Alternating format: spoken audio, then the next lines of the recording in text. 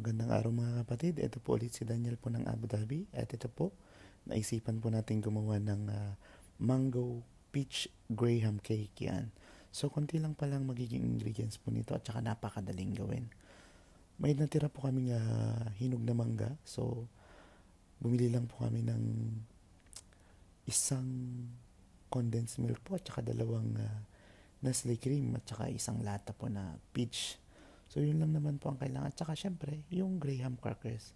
So, pinaghalo-halo lang po yung Nestle cream at saka condensed milk. Yan po. So, halo-haluin lang.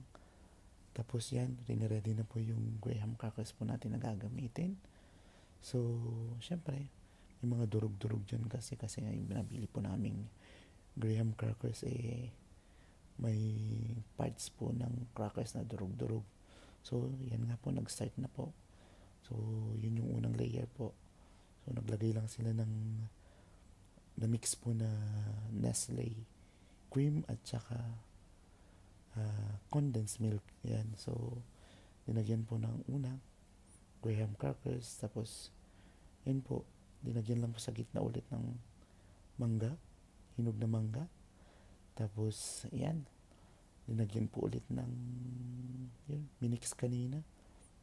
At saka nga po pala yung dinidip po nila yung crackers po, parang binabasa muna siya dun sa syrup po na kasama nung peach. So, yan, hintayin lang natin ang paggawa. Yan, napakasimpleng gawin, nakaupo ka lang, parang effortless lang paggawa nito. Tsaka ang sarap pa. So, yan lang po. Hintayin po natin ang ginagawa po nila. Yan, pangatlong layer na ata yan. So, sayang din naman po kasi may natira po kaming hinog na mangga sa ref. Sayang din naman kung hayaan lang dun. Baka itapon lang din. So, yan po ang naisipan namin gawin. So, ang contribution ko lang po dyan, taga-video. Si ate at saka si Heson ang tagagawa. Ayan.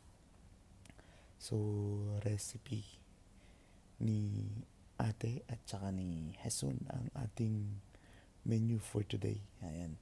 So, ano lang po siya? Dessert. Ayan. So, yan po yung pangatlong layer na. So, syempre, hinihiwa-hiwa pa sa kutsilyo. Pwede namang putulin lang gamit ang kamay. Yan nga po. So, yan. Lagyan ulit po ng pinaghalong Nestle cream at saka condensed milk. Tapos, yun. Parang kung ano yung ginawa mo ng una, yun yung gagawin mo hanggang sa matapos. Yan nga po yung bagong pagtanggal po ng balat nung para makuha lang po yung laman nung hinog na mangga. Yan, patapos na po. Actually, nakagawa po kami ng tatlong malalaking tray na ganyan. So, fully loaded po yung ating grahams kasi hindi natipid yung mga prutas niya. Tapos, syempre, hindi naman yung sobra-sobrang matamis. So, okay na po yung condensed na isa lang sa tatlong ganyang kalaking tray. Nagkasya naman po, pero yung mangga po, dalawa lang kasi nung una, yung namin, yung prepare pero kulang pa rin pala. So, parang nakagamit kami ng 6 na mangga dyan. So, yun yung finishing touch na yan. So, yan po yung peach. Linalagay na po dyan.